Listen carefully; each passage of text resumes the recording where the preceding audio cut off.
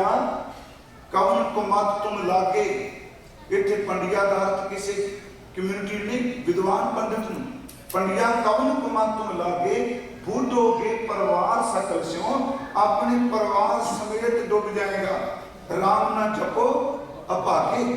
महाराज इन्ना बंदा पढ़िया लिखिया, इन्नी समझ ते तुसी ये भगत जी कह दिता कुमत लगे। अगला वेद पढ़दे कुमत है, शास्त्रां दे प्रमाण देंदा कुमत है।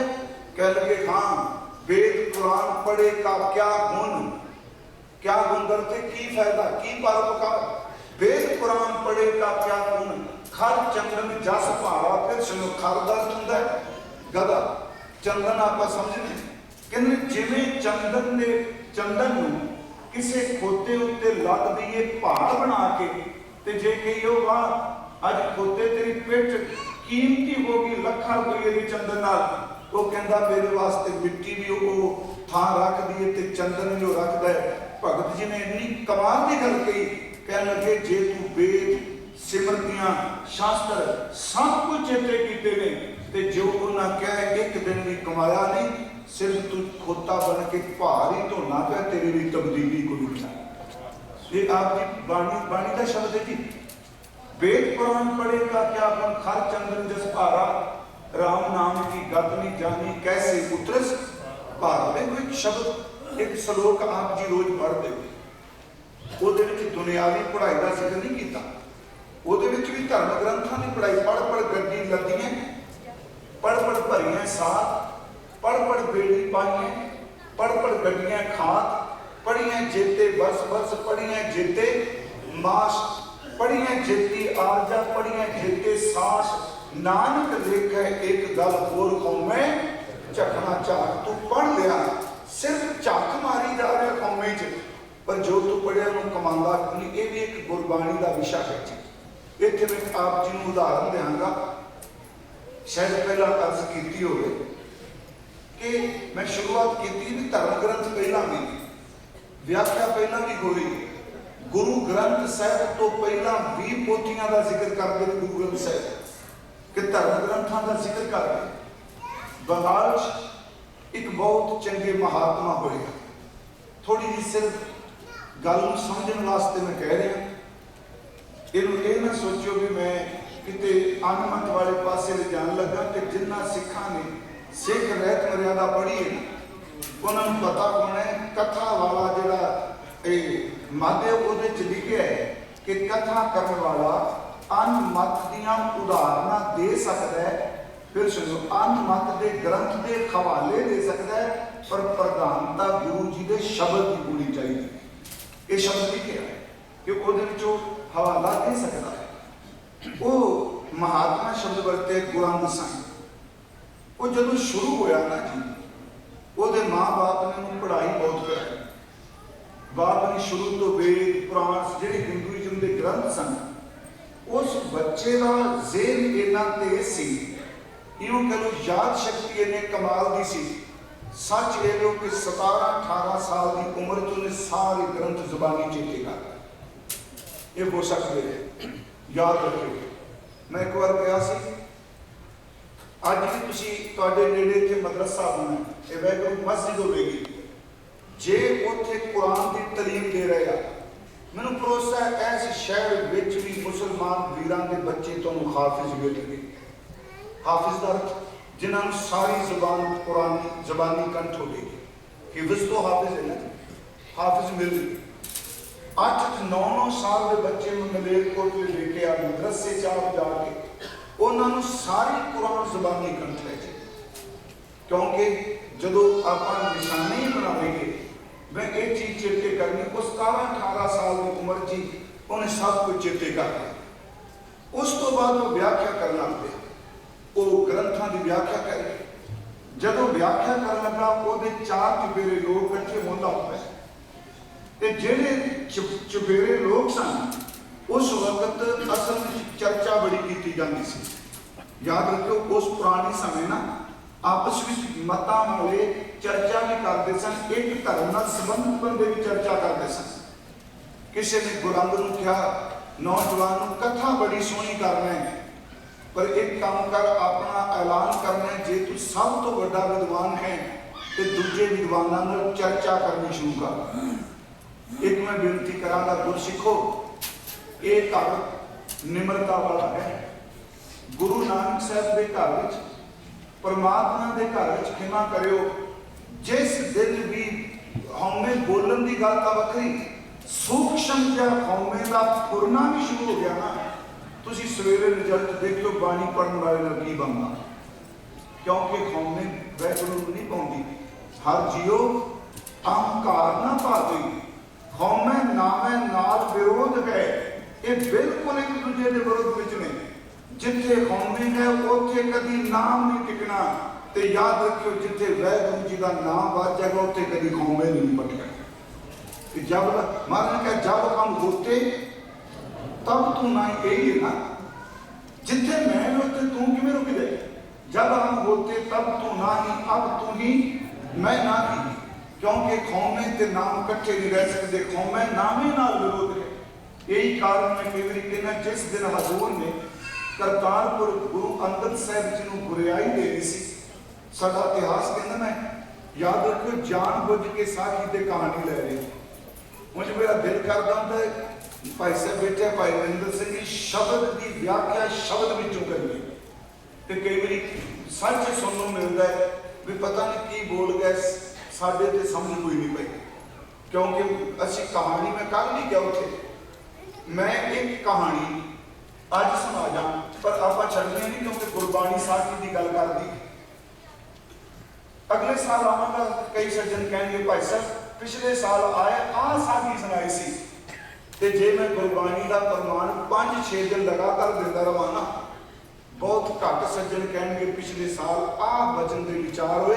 क्योंकि जिधर साडा ध्यान होता है कोई गल साडे अंदर बैठती। जे साडा बाणी का अभ्यास होगा क्यों नहीं चेते होगा। गुरबाणी जी है ये केवल एक पास ज्ञान ही में मैं अगे अर्ज करनी 2 दिन हजूर सच्चे पातशाह महाराज जदों वो पिछे आ रहे थे सारे, तो सबको पता है गुरु नानक साहब जी ने सबको पिछा तोड़ दिता। पैसे मोहरां का जिक्र कर रहा इतिहास।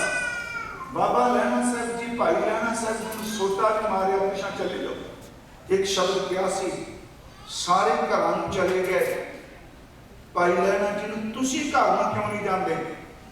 उन्हें चरण पकड़ के क्या सी, दाता जिन्हों के घर सन सच्ची मुच्ची घर चले गए, मेरा तो घर ही मेरा गुरु नानक है, मैं इनू छड़ के कितने जाना। हुण इस गल को ध्यान नाल सुनो, साखी कर ही नहीं कि मेरा घर ही गुरु नानक साहब है, मैं कितने चढ़ के जा। हालांकि उन्होंने बच्चे परिवार तो खडूर साहब रह रहे, मेरा घर ही गुरु नानक है। तो हजूर ने उत्थे सीने ना ला के क्या, पुरखा जे तू घर समझे तो मैं भी रहने वास्ते घर लभदा पिया सा, अज तो बाद मेरा निवास लैने के घर में होगा। साडे इतिहास के 2 बोल ये बाणी ने वैसे इतिहास दे ने वो लिखा, बाबा मड़ी ना गोर। सुनियो, बाबा मड़ी ना गोर, ਇਹਦਾ मतलब कि गुरु नानक बाबा जी कबर में समाध में लिखी, बाबा मड़ी ना गोर गुरु अंगद के किए मांगे, किए दरते किरदा। जे गुरु नानक साहब के दीदार करने ने, उन्होंने अपना निवास गुरु अंगद साहब के खिरदे में बनाया। बाबा मड़ी ना गोर गुरु अंगद के किए मांगे। अगले बचन लिखा, पुन सत संगत में बसलो करूं, जिथे गुरु नानक साहब जी की बाणी पढ़ने वाली संगत है, हजूर कहने मैं उस संगत विच वसना। खालसा जी ये विषा नहीं वैसे मेरा, गुरु कितने वसदा जी बताए ना, सतगुरु गुरु ग्रंथ साहिब जी का प्रकाश है।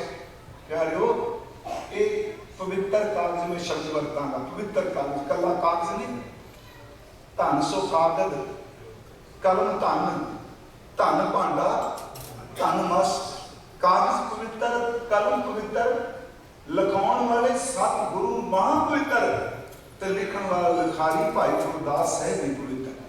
धन सो कागज कलम धन, धन भांडा धन मस, धन लिखारी नानका जिन नाम लिखाया सच। अर्ज है कि जदों बंदे को ज्ञान होंदा है, क्योंकि कई बार अखरी ज्ञान इन्ना बंदे नू नशे च लै जांदा है, ਤੇ ਇੱਕ ਦੂਸਰੀ ਬੇਨਤੀ ਹੋਰ, ਜਦੋਂ ਬਹੁ ਗਿਣਤੀ 'ਚ ਸਮਾਜ ਸੁਣ ਲੱਗਦਾ ਹੈ, ਇਹ ਸਾਡੇ ਨੂੰ ਸੁਣਿਓ, ਜਦੋਂ ਬਹੁ ਗਿਣਤੀ, ਮੈਂ ਇਕੱਲੇ ਸਿੱਖ ਪ੍ਰਚਾਰਕਾਂ ਦੀ ਗੱਲ ਨਹੀਂ ਕਰਾਂਗਾ, ਕੋਈ ਵੀ ਬੰਦਾ ਹੋਵੇ ਧਰਮ ਦੀ ਦੁਨੀਆ 'ਚ ਜਿਸ ਬੰਦੇ ਨੂੰ ਬਹੁਤ ਸਾਰੇ ਲੋਕ ਸੁਣ ਲੱਗ ਪਏ, ਕੋਈ ਟਾਵਾਂ ਮਾਈਕਾ ਲਾ ਲੈ ਜਿਹੜਾ ਬਚਦਾ ਹੈ, ਨਹੀਂ ਤੇ ਕੁਝ ਦਿਨਾਂ ਤੋਂ ਬਾਅਦ ਉਹਨੂੰ ਭੁਲੇਖਾ ਪੈ ਜਾਂਦਾ ਮੈਂ ਕੁਝ ਲੋਕਾਂ ਤੋਂ ਵੱਖਰਾ ਹੋ ਗਿਆ, ਫਿਰ ਉਹ ਆਪਣੇ ਸਿਧਾਂਤ ਲੋਕਾਂ ਤੇ ਠੋਸਦਾ, ਇਹ ਇਸ ਤਰ੍ਹਾਂ ਨਹੀਂ, ਇਸ ਤਰ੍ਹਾਂ ਹੋ ਸਕਦਾ ਹੈ, ਇਸ ਤਰ੍ਹਾਂ ਨਹੀਂ, ਇਸ ਤਰ੍ਹਾਂ ਹੋ ਸਕਦਾ ਹੈ। ਪਰ ਨਹੀਂ ਪਿਆਰੋ, ਯਾਦ ਰੱਖਿਓ, ਗੁਰੂ ਨਾਨਕ ਸਾਹਿਬ ਦੇ ਘਰ ਅੰਦਰ ਉਹ ਹੀ ਵਿਦਵਤਾ ਪ੍ਰਮਾਣ ਹੈ ਜਿਸ ਨੂੰ ਸੁਣ ਕੇ, ਜਿਹਨੂੰ ਪੜ੍ਹ ਕੇ, ਜਿਹਦੇ ਕੋਲ ਬੈਠ ਕੇ ਗੁਰੂ ਨਾਨਕ ਦੀ ਯਾਦ ਆ। ਮੈਂ ਆਪ ਨੂੰ ਜਿਹੜੀ ਬੇਨਤੀ ਸ਼ੁਰੂਆਤ ਕੀਤੀ ਗ੍ਰੰਥ ਚੇਤੇ ਕਰਨ ਤੋਂ, ਗੁਰੂ ਨਾਨਕ ਸਾਈਂ ਕਥਾ ਸ਼ੁਰੂ ਕੀਤੀ, ਮੈਂ ਕਹਾਣੀ ਸ਼ੁਰੂ ਕਰ ਰਹੀ, ਥੋੜੀ ਜਿਹੀ ਗੱਲ ਸਮਝ ਲਿਓ। ਉਹਨੇ ਕਥਾ ਸ਼ੁਰੂ ਕੀਤੀ, ਉਦੋਂ ਬਾਅਦ ਚਰਚਾ ਸ਼ੁਰੂ ਹੋ ਗਈ। ਹੌਲੀ ਉਮਰ ਦਾ ਸੀ, ਉਹਨੇ ਵੱਡੇ ਸਿਆਣੇ ਬਜ਼ੁਰਗਾਂ ਨੂੰ ਹਰਾਉਣਾ ਸ਼ੁਰੂ ਕਰ ਦਿੱਤਾ। ਜਿੱਥੇ ਜਾਣਾ ਉਹਨੇ ਚਰਚਾ ਕਰਨੀ, ਤੇ ਪਿੱਛੇ ਉਹਦੇ ਲੋਕ ਵੀ ਝੰਡਾ ਚੁੱਕਣ ਵਾਲੇ ਹੋ ਗਏ, ਜ਼ਿੰਦਾਬਾਦ ਕਰਨ ਵਾਲੇ ਹੋ ਗਏ, ਗੁਰੂ ਨਾਨਕ ਸਾਈਂ ਕੀ ਜੈ, ਗੁਰੂ ਨਾਨਕ ਸਾਈਂ ਕੀ ਜੈ। ਸੱਚੀ ਮੁੱਚੀ ਕਿਸੇ ਨਾ ਸਮਝਾਇਆ ਉਹ ਤੋਂ ਬੰਦਾ ਬਣ ਹੋਏ, ਇਹ ਰਸਤਾ ਰੱਬ ਦੇ ਘਰ ਨੂੰ ਨਹੀਂ ਜਾਂਦਾ, ਇਹ ਤੈਨੂੰ ਡੋਬ ਦੇਗਾ, ਤੂੰ ਨਿਮਰਤਾ ਵਿੱਚ ਰਹੋ। ਇੱਕ ਦਿਨ ਕੀ ਹੋਇਆ, ਜੋ ਗੰਗਾ ਪਾਰ ਕਥਾ ਕਰਨ ਚੱਲੇ, ਉੱਥੇ ਚਰਚਾ ਵੀ ਸੀ, ਤੇ ਗੰਗਾ ਨੂੰ ਪਾਰ ਕਰਨ ਦੇ ਲਈ ਉਹ ਨਦੀ ਪਾਰ ਕਰਨ ਲਈ ਉਹ ਬੇੜੀ ਤੇ ਬੈਠ ਗਏ। ਜਦੋਂ ਬੇੜੀ ਤੇ ਬੈਠਾ ਤੇ ਬੇੜੀ ਸਾਰੀ ਭਰੀ ਹੋਈ ਸੀ, ਸਵਾਰੀਆਂ ਬਹੁਤ ਸੀ, ਉਹਦੇ ਮਨ ਚ ਆਇਆ ਕਿ ਮੈਨੂੰ ਬਹਿਣ ਨੂੰ ਥਾਂ ਕਿੱਥੇ ਮਿਲੇ। ਤੇ ਇੱਕ ਗੱਲ ਹੋਰ ਦੱਸਦੇ ਸੀ, ਅਸੀਂ ਕਰ ਰਹੇ ਸਾਂ, ਜਿਸ ਬੰਦੇ ਨੂੰ ਮੱਥੇ ਟਿਕਾਉਣ ਦੀ ਆਦਤ ਪੈ ਜਾਏ ਤੇ ਸਤਿਕਾਰ ਕਰਾਉਣ ਦੀ ਆਦਤ ਪੈ ਜਾਏ, ਹਰ ਥਾਂ ਮੇਰੇ ਬੇਇੱਜ਼ਤੀ ਹੋਵੇ, ਉਹ ਬੰਦਾ ਕਿਤੇ ਛੇਤੀ ਪਚ ਕੇ ਨਹੀਂ ਬਹਿ ਸਕਦਾ। ਉਹਨੂੰ ਸੱਚੀ ਮੁੱਚੀ ਇਹ ਹੁੰਦਾ ਹੈ ਨਾ ਜੋ ਮੈਨੂੰ ਕੋਈ ਜਾਣਦਾ ਹੈ ਕਿ ਨਹੀਂ। ਇਹ ਬੜੀ ਭੈੜੀ ਬਿਮਾਰੀ, ਇਹ ਮਨੋਵਿਗਿਆਨ ਰੋਗ ਹੈ ਜੀ। ਜਦੋਂ ਮਨੋਵਿਗਿਆਨਕ ਬਿਮਾਰੀਆਂ ਦੱਸਦੇ ਨੇ, ਇਹ ਵੀ ਇੱਕ ਬਿਮਾਰੀ ਹੈ ਕਿ ਮੈਂ ਕੁਛ ਬਣ ਗਿਆ। ਉਹਨੇ ਕਿਹਾ ਕਿ ਮੈਂ ਉੱਥੇ ਤੁਰਨਾ ਵਾ, ਮੈਨੂੰ ਲੋਕ ਰੋਕ ਕੇ ਜੈ ਗੁਰੂ ਨਾਨਕ ਸਾਈਂ ਕੀ ਜੈ, ਇਸ ਬੇੜੀ 'ਚ ਮੈਨੂੰ ਕੋਈ ਨਹੀਂ ਜਾਣਦਾ। ਉਹਨੇ ਉੱਤੋਂ ਨਜ਼ਰ ਮਾਰੀ ਤੇ ਇੱਕ ਸਾਧੂ ਬੈਠਾ ਸੀ ਜੀ, ਉਹਦੇ ਗੇਰਵੇ ਰੰਗ ਦੇ ਕੱਪੜੇ ਸਨ। ਉਹਦੇ ਮਨ ਚ ਹੈ ਕਿ ਇਹ ਬੰਦਾ ਗੇਰਵੇ ਰੰਗ ਦੇ ਕੱਪੜਿਆਂ ਵਾਲਾ, ਇਹਨੂੰ ਘੱਟੋ ਘੱਟ ਇਹ ਤਾਂ ਪਤਾ ਹੋਵੇਗਾ ਨਾ ਮੈਂ ਕੌਣ ਹਾਂ, ਕਿਉਂਕਿ ਲੋਕਾਂ ਵਿੱਚ ਮੇਰੀ ਚਰਚਾ ਹੈ। ਉਹਦੇ ਕੋਲ ਚਲਾ ਗਿਆ, ਉਹਦੇ ਮੋਢਿਆਂ ਤੋਂ ਪਕੜਿਆ ਅਹੰਕਾਰੀ ਬੰਦੇ। ਗੁਰੂ ਨਾਨਕ ਸਾਹਿਬ ਮੋਢੇ ਪਕੜ ਕੇ ਉਹਦਾ ਮੋਢਾ ਲਾ ਕੇ ਕਹਿੰਦਾ, ਆਪ ਮੁਝੇ ਜਾਣते हैं मैं कौन हूँ। देखो हूँ मैं किਵੇਂ निकलती, आप मुझे जानते हो मैं कौन हूँ। ਉਹ ਸਾਧੂ ਦੇ ਕੇਸ ਭਰਵੱਟਿਆਂ ਦੇ ਚਿੱਟੇ ਸਨ। ਉਹਨੇ ਨਜ਼ਰ ਭਰ ਕੇ ਉੱਤੇ ਵੇਖ ਕੇ ਕਿਹਾ, ਅਰੇ ਬੇਟਾ अभी तो यही नहीं मालूम कि मैं कौन हूँ, तुझको क्या जानूं। देखो याद है, मैंने जानते मैं कौन हूँ। वो कहना मैंने तो आज तक जिंदगी लंघ गई, ये नहीं पता लगा मैं कौन हाँ। चेते रखियो, गुरबाणी बार बार कहती, मन तू जोत स्वरूप है अपना मूल कौन कबीर है राम की अंश, तू आदर्श ज्यादा है। उन्हें क्या मैंने पता नहीं मैं कौन हूँ। वो फिर बोलिया कि बंदे की कौमी जो निकल गई, कहता मैं गुलाम गुसाई जिन्होंने वेद चेते सिमरतियां चेते जरा मैं कथा करना, जरा मैं चर्चा करना, उन्हें तेन बेड़ी तुर पई जी। गल्लां करते करते जदों अध विचकार तो बेड़ी पार ने अपनी दित्ती सारी परिभाषा इंट्रोडक्शन दी, मैं फलाना, उन्हें एको गल कही, अरे तू वही महामूर्ख है जिसका चर्चा चल रहा। कहना तू वो महामूर्ख है जिसकी अजकल चर्चा चलती। हुण जिस बंदे नूं इन्नी लोग जय जयकार करन महामूर्ख कहते, सच्ची मुच्ची बर्दाश्त बड़ी मुश्किल लगी। उन्हें कहा तू महामूर्ख, वो कहता महामूर्ख। उन्हें जांदे उतरदे एको गल कही, कहता इन्नी किताबां इन्ने ग्रंथ चेते करी बैठा है, तेनों 2.5 अखर राम ते चेते नहीं हुआ, तू काहदा विद्वान बनना। तेनों राम चेते है, कहते तेन सब कुछ चेते है, पर जो कुछ तू चेते करी बैठा है, जिदी तू चर्चा करना है कि तेन वो चेते है। इस बेनती को फिर ध्यान नाल सुनो। अज भी असीं गल कर रहे हैं भाई रविंद्र सिंह ना धर्म की गल करते हैं, सिर्फ धड़े की व्याख्या की जाती है। गुरु ग्रंथ साहिब नूं किहड़ा पुछदा आपां गुरु की व्याख्या किहड़ी कर सिर्फ एक दूजे नूं थल्ले नीवां विखाउण वास्ते याद हो रहा मैनूं बख्श दिया जी फलाना आया वो फलाने की गल करती वो गुरमुखो ये सब कूड़ तमाशा जे गल करनी तो एक सच्चे वाहिगुरू ते परमेश्वर की करिए तो गुरु की करिए फिर अर्ज किसी को नहीं इतने किन्ने को लोग चले गए इतने पता ही नहीं दुनिया किन्नी को चलेगी महात्मा बुद्ध कहता सी लोगों काहदा मान करते हो इतने घर में जिउंदे जी गिने जाते हैं किन्ने रहिंदे आ जिन्हें घरों विचों मर के अर्थीआं उठ चुकियां ने घर वाले भी भुल गए मेरा बाप मेरे घर है मेरी माँ मेरे घर है मेरा दादा मेरे घर है मैं परदादे तक जाऊंगा पर इस घर में जितों साडा परिवार शुरू होया किन्ने को मर चुके ने घर वाले भी चेता भुल गया ये आपको पता है बंदा मानता ना करता मैं फिर उससे गल का इन्ने शब्द कह गया अरे महापुरुष तुझको ढाई अक्षर राम को याद नहीं उस बंदे ने कथा की पर सत मारी सी कमाई वाले ने उन्हें कोई कह देता गल नहीं सरोना सी कथा की पर अंदर खो पई गए कि मैनू मूर्ख कह दिता कथा विच आवाज करना च गुंजे वो जित भी गया सच्ची मुची चर्चा जितन तो बाद लोग जय गुरु गोसाई गया फिर वो वापस घर नहीं गया उस बंदे ने 12 साल साधना की चौंकड़ी बना ली बिल्कुल छड़ दिता सब कुछ राम शब्द का अभ्यास करना लग राम शब्द बोले मैंने चेते हो जाए मैंने चेते हो जाए 12 साल लंघन तो बाद कोई विद्वान जिहड़ा बहुत दुनिया च चर्चा सी किसी को पता ही नहीं गुरु गोसाई गया किथे 12 साल बाद जब अंदर भटक रहा सी ओदी जीवनी च मैं पढ़िया वो दोबारा फिर उस गंगा के घाट ते आया जिथे 12 साल पहला सी